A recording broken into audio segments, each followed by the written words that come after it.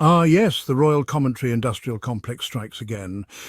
Like clockwork, fueled by the same three ingredients: outrage, projection, and a dash of 1950s nostalgia. This time, the usual suspects, Arthur Edwards and Samara Gill, have dusted off the old anti-Sussex playbook and decided that Meghan Markle, a woman with a voice, a mind, and the audacity to use both, is apparently the Wicked Witch of Windsor. Again. The British tabloids have a long and sordid history of targeting those they deem inconvenient. This pattern of behaviour is not new. It has been a staple of tabloid journalism for decades. The tabloids thrive on sensationalism, often prioritising scandal over substance and controversy over truth. Meghan Markle, the Duchess of Sussex, has been a constant target. Her every move, every gesture, and every word have been scrutinised and twisted to fit a narrative that sells papers and generates clicks. From the moment her relationship with Prince Harry became public, a relentless campaign of misinformation and vitriol has followed her. The tabloids have spared no effort in their quest to undermine her character and question her motives. This relentless assault is not about genuine concern. It is a calculated effort to maintain a certain narrative and uphold the status quo. The tabloids are not interested in the truth. They are interested in maintaining their influence and power. It stems from a deep-seated resistance to change and a fear of those who challenge the status quo. Meghan Markle represents a break from tradition, a new and progressive voice that threatens the established order. The attacks often centre on Meghan's biracial identity, her American upbringing, and her progressive values. These aspects of her identity are used as weapons against her, twisted to paint her as an outsider and a threat. The tabloids, fueled by a chorus of disgruntled commentators, have attempted to paint her as a divisive figure. They have portrayed her as someone who is out of touch with British values and traditions. They twist her words and actions, creating a narrative of a manipulative and power-hungry woman. This portrayal is not only unfair but also deeply damaging. This narrative is as predictable as it is tiresome. It follows a well-worn path of vilifying those who dare to be different, those who challenge the norms and push for change.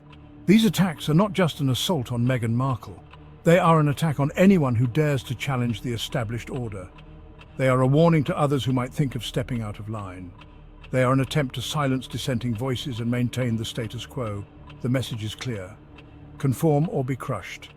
They are an attempt to silence dissenting voices and maintain the status quo. But the Sussexes are not easily silenced. They have shown resilience and determination in the face of relentless attacks. But the Sussexes refuse to be silenced. They continue to speak out, to share their truth, and to advocate for the causes they believe in. Their courage in the face of adversity is inspiring.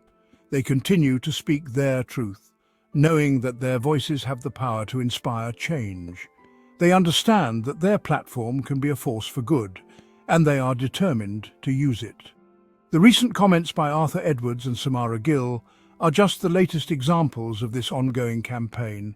These pundits, like many others, are quick to criticise and slow to understand. Their attempts to dissect and criticise the Sussexes' every move are not rooted in genuine concern, but in a desire to maintain a system that benefits the few at the expense of the many. They are part of a larger effort to discredit and undermine those who challenge the status quo. The Sussexes, however, represent a threat to this system. Their commitment to authenticity, their willingness to speak out, and their dedication to progressive causes make them a target. Their commitment to authenticity and their willingness to challenge the status quo make them a target for those who benefit from the old ways. But it is precisely this commitment that makes them so important. They are a beacon of hope for those who believe in a more just and equitable world.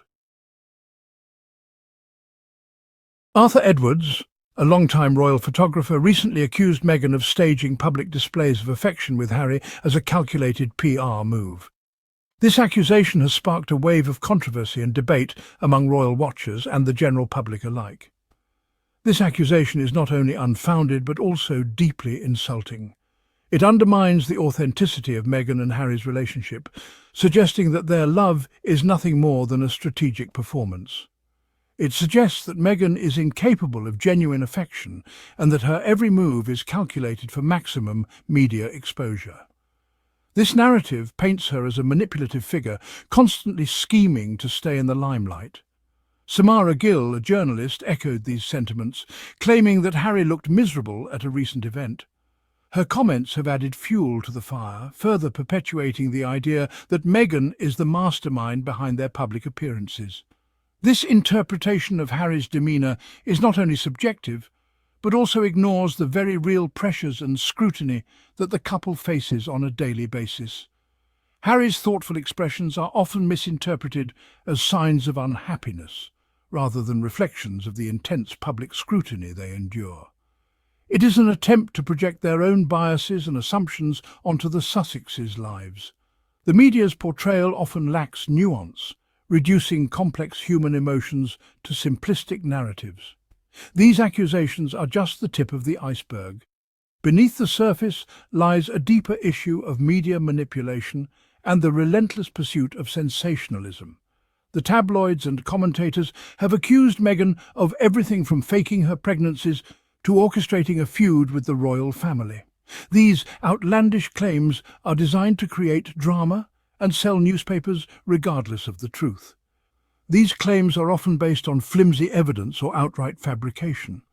The media's willingness to publish such stories without proper verification speaks volumes about their priorities. They are designed to damage Meghan's reputation and undermine her relationship with Harry. By casting doubt on her character, the media aims to weaken the public's perception of the couple's bond. The Sussexes have repeatedly denied these accusations, but their denials are often ignored or dismissed by the tabloids. The media's selective reporting creates a one-sided narrative that favours sensationalism over truth. The goal is not to engage in a fair and balanced discussion, but to perpetuate a narrative that serves their own interests.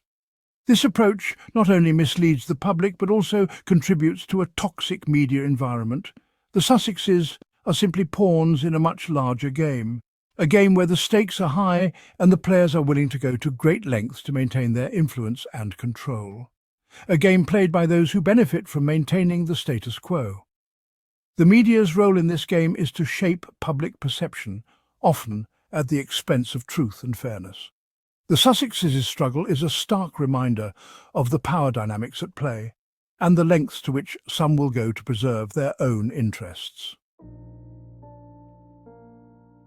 The attacks on Meghan Markle often rely on sexist and racist tropes. These attacks are not just casual remarks, but are deeply ingrained in the way media and society view women of colour, especially those in the public eye. She is portrayed as a manipulative and controlling figure, a narrative that is both reductive and harmful. This portrayal is not based on her actions, but on long-standing stereotypes that seek to undermine her character. This stereotype is often used against women of colour, painting them as overly ambitious or aggressive when they assert themselves. It's a tactic designed to keep them in their place and discourage them from stepping into roles of power and influence. This narrative is not only deeply unfair but also incredibly damaging. It perpetuates a cycle of discrimination and bias that affects not just Meghan but all women of colour who dare to challenge the status quo. It reinforces harmful stereotypes and contributes to a culture of misogyny and racism. By constantly framing Meghan as the villain, the media sends a message that women of colour are not to be trusted or respected. The tabloids and commentators often portray Harry as being whipped or under Meghan's spell. This narrative is not just about Meghan, it's also about undermining Harry's autonomy and decision-making abilities. This narrative infantilizes Harry and strips him of his agency. It suggests that he's incapable of making his own decisions and that he is being controlled by his wife, which is both patronizing and untrue. It suggests that he is incapable of making his own decisions and that he is being controlled by his wife. This is not only insulting to Harry, but also reinforces harmful gender stereotypes that men should always be in control. This is not only insulting to Harry, but also reinforces harmful gender stereotypes. It undermines the idea of a partnership where both individuals have equal say and respect for each other's opinions. The reality is that Harry and Meghan are two consenting adults who have chosen to build a life together. They are partners in every sense of the word, supporting each other through thick and thin. They are equals in their relationship, and they support each other's ambitions and dreams. Their relationship is built on mutual respect and love, not on manipulation or control. The attempt to paint Meghan as the mastermind behind their every move is not only inaccurate but also deeply offensive. It diminishes her achievements and reduces her to a mere caricature. The Sussexes' decision to step back from their roles as senior royals was a bold and courageous one. It was a decision made after careful consideration and with the best interests of their family in mind. It was a decision made out of love for each other and a desire to protect their family from the relentless scrutiny and negativity of the British tabloids. They chose to prioritise their mental health and well-being over public expectations. Yet this decision was met with predictable outrage from those who benefit from maintaining the status quo. The media and critics were quick to vilify them, ignoring the very real pressures and challenges they faced. Despite the backlash, Harry and Meghan have continued to stand strong, using their platform to advocate for issues they care about. Their resilience and commitment to each other serve as an inspiration to many. In the end, their story is not one of manipulation or control, but of love, partnership, and a shared vision for a better world. The Sussexes aren't living to make these critics comfortable. They're not here to play by rules written by people who never lived a day in their shoes. They're telling their story in their voice, with their camera, their Spotify mic, and soon enough, their legacy. You can keep writing your think pieces. But Harry and Meghan, they're writing history.